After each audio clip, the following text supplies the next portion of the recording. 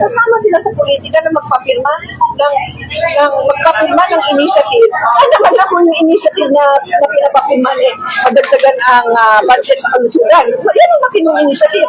Madagdagan ang health center. Ganyan ang mga initiative.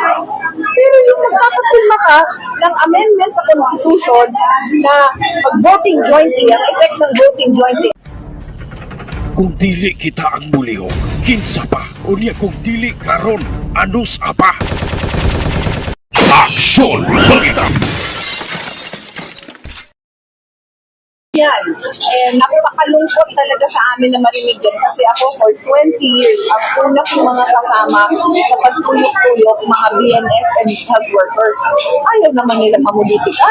Gusto lang naman nila magservisyo, lalo na sa kalusugan, sa mga pulis. Tapos isasama sila sa politika na magpapirma ng initiative. Sana man lang kung yung initiative na pinapapirma madagdagan ang budget sa kalusugan. Yan ang matinong initiative. Madagdagan ang health center. Ganyan ang mga initiative.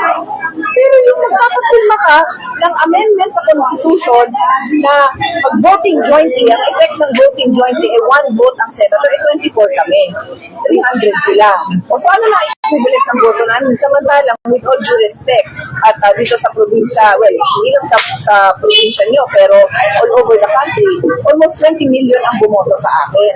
Paano naman makatundasyon sa isang congressional district, di ba? Hindi naman sa ano, but I owe it to the Filipino people. I owe it to this country na ipaliwanag ang nangyayari. Lay pugong-pugong mubulgar sa kamatuuran sa kanginan.